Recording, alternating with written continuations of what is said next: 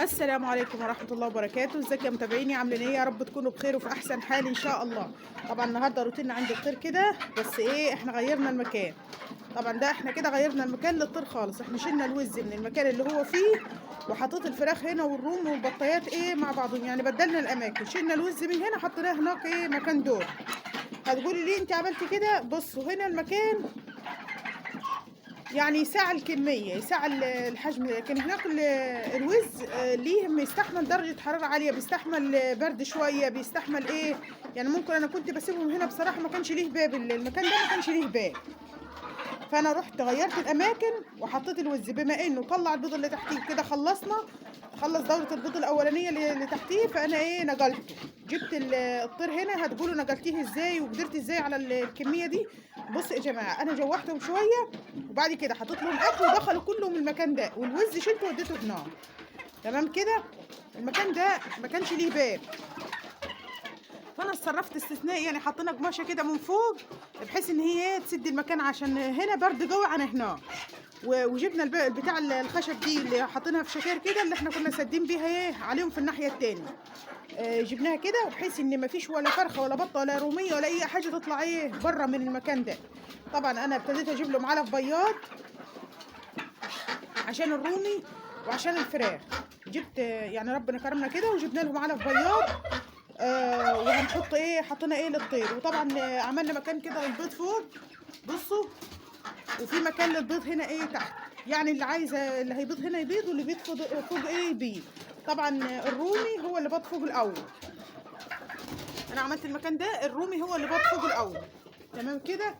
فايه، والارانب معاهم طبعا، بس انا الارانب بحط لها ربيع وكده وبهتم بيهم في الميه والاكل.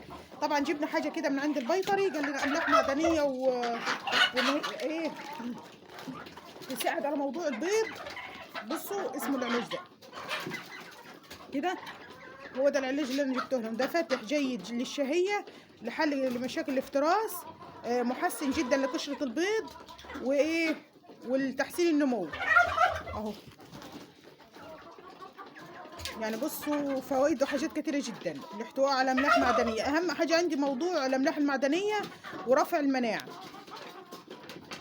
والنهش والافتراس والحاجات دي كلها ايه للطيور.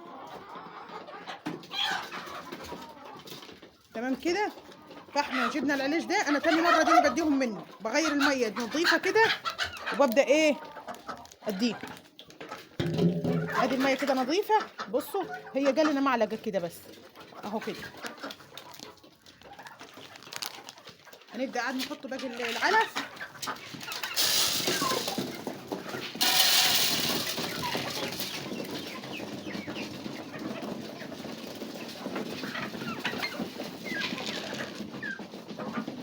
بصوا كده انا حاطط لهم المكان ده، وبصوا هنا المكان ده البط لما كان مولف يرقد فيه البط الصغير فبيجي يباتوا فيه، يعني المكان ده تحس انه دافي شويه، بيباتوا فيه الفراخ الصغيره البطايات كده. تمام كده. هو المكان واسع وكل حاجه، بس انا هحبسهم فيه ليل نهار، يعني هم الشمس بتطلع لهم من فوق، بس انا هحبسهم فيه فتره طويله. ليه؟ عشان يتعودوا على المكان، وعشان خاطر الفراخ اللي تبيض كده ترجع مكانها تبيض، وايه، والروميات لو استقروا ان هم خلصوا بيض يعني، واستقروا ان هم هيرقدوا على البيض، اهو مكان فوق وهو مكان تحت. واللي هترقد تاني من الروميات هنشوف لها مكان ايه بره. انا عملت ليه كده مع الطيور؟ لان طبعا انتوا عارفين ان الجو برد جو بره، والمكان هناك مش هينفع احبسهم فيه ليل نهار، بيبقى رطب جوي ومفيش رمله كتير. فانا حطيتهم هنا في المكان ده اوسع، وفي رمله كتيره وفي شمس كمان جاياهم، فايه ان هم يبقوا قاعدين فيه. لكن الوزات هناك المكان حلو ليهم، يعني ان هم يباتوا فيه وكده، وبره ان هم يشطفوا وان هم يدخلوا ايه مكانهم تاني. ان شاء الله اصور لكم فيديو عند الوز واوريكم التطورات اللي حصلت عند الوز، وان انا عملت طبعا الناس اللي متابعاني ومعايا من اول فيديوهات وكده، ايه رايكم في اللي انا عملته؟ يعني انا كان ممكن ناس كتيره تعترض وتقول لي لا انت كده غلط وانت نقلتي الوز وكده. الوز خلص بيض خلاص، خلص البيض اللي تحتيه وخلاص كده ايه ابتدوا لدوره جديده، وان هم راحوا مكان تاني. تمام كده. يعني انا ما نقلتهمش الا لما خلصوا البيض اللي تحتيهم كله وخلاص كده ايه تمام. فانا اللي وصل معايا الفيديو لحد كده ما ينساش اللايك والاشتراك في القناه وتفعيل زر الجرس. الناس اللي داخله عندي جديد الاول ما تنسونيش يا جماعه في اللايك والاشتراك في القناه وتفعيل زر الجرس. والناس اللي بتشكي من الاشعارات وكده هاتي الغي الاشتراك واشتركي من جديد ودوسي على علامه الجرس في كلمه الكل عشان يوصلك اي فيديو بنزله جديد. انا اهتميت بيهم ولقيت ان الصالح ليهم المكان دوتي كده. المكان ده حلو خالص يعني فيه دفى لما انا قفلت الباب وكده، بس هو فيه شباك فوق لازم يكون فيه تحت، بس بص السقف زنجو وكده فايه، فالمكان كويس ليه. ان شاء الله كده يكون المكان يرتاحوا فيه وتبقى امورهم تمام. الحمد لله رب العالمين. الوصفات اللي عملتها للطير الحمد لله الحمد لله رب العالمين، طبعا صحتهم تمام ومفيش اي مشاكل الحمد لله رب العالمين، لان لحقتهم من الاول. حتى الفراخ اللي كانت نحسانه وكده الحمد لله شدت حيلها، وهي واحده من الفراخ اللي هي البيضه دي وتاني وهي الفراخ الصغيره دي بصوا يعني بقت حاجه تانية خالص، ما بيجوش زي الاول الحمد لله رب العالمين.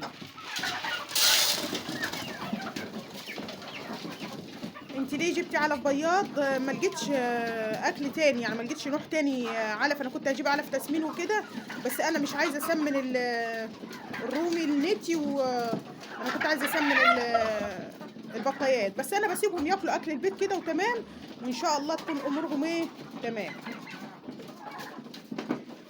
التربيه الارضي بصراحه حلوه خالص، احسن من تربيه السطوح كتير. يعني في ناس كتيره جدا بتشكي من السطوح وبتقول لك ان هو في البرد برد وفي في الشتاء في الصيف حراره. يعني والله انا واحده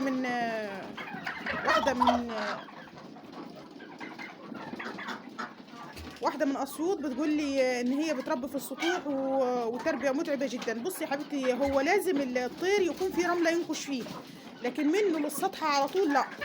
حاولي توفري له تربه تحتيه، يعني تكون حاجه رمله، حاجه تبن قش، حاجات زي كده حطها لهم تحتيه، هي دي حلوه ليهم. لكن ان انت تخليهم منهم للسطح على طول لا، حاولي تسيبي لهم حاجه في الارض كده رمله، اي حاجه ينكشوا فيها. انت عارفين الطير بطبعه ان هو بيحب ينكش في الحاجات اللي زي كده. يا جماعه العلاج ده بيفرق جدا مع الطير، ده بيفرق معاهم جدا، لان طبعا في حاجات كتيره قوي بيحلها.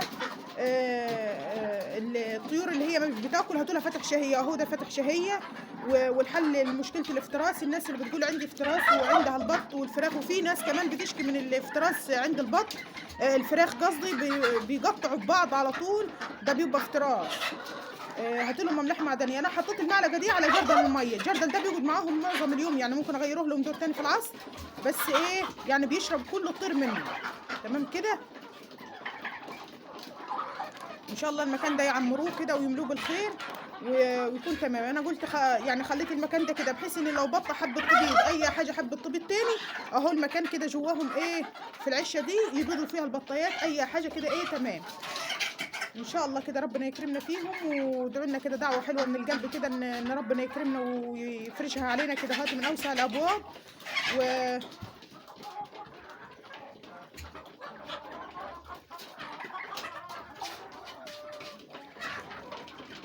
اهي الرومي بصوا ابتدوا ان هم بيطلعوا في المكان اللي هو عند البيض دوتي كده، وان شاء الله ربنا يكرمنا فيهم ان هم ايه يرقدوا على البيض وتبقى امورهم تمام.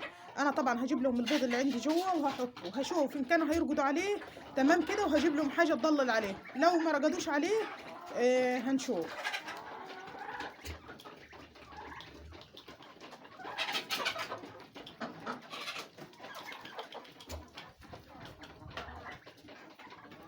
انا المكان ده لقيته حلو ليهم خالص، ان هم في رمله وفي كل حاجه ان هم ينكشوا فيها وياكلوا فيها، واللي عايزه تبات فوق تبات واللي تبات تحت تبات يعني ايه براحتهم، اوسع من هناك بكتير. بدل ما انا كنت فلتهم ومعظم الوقت وسط البيت في الهواء وفي الريح وكده، لان الجو بره شايفين الهواء بصوا الهواء بيعمل ايه بره اهو، فالهواء شديد قوي اليومين دول، والحمد لله رب العالمين ربنا يكرمنا فيهم ان شاء الله. اللي وصل معايا لحد كده في الفيديو ما ينساش الاشتراك في القناه وتفعيل زر الجرس، وكومنت حلو منكم كده زي كومنتاتكم الحلوه كده هاتي، واي سؤال او اي استفسار انا تحت امركم. يا رب يكون الفيديو نال اعجابكم، استودعكم الله الذي لا تضيع ودائعه، والسلام عليكم ورحمه الله وبركاته.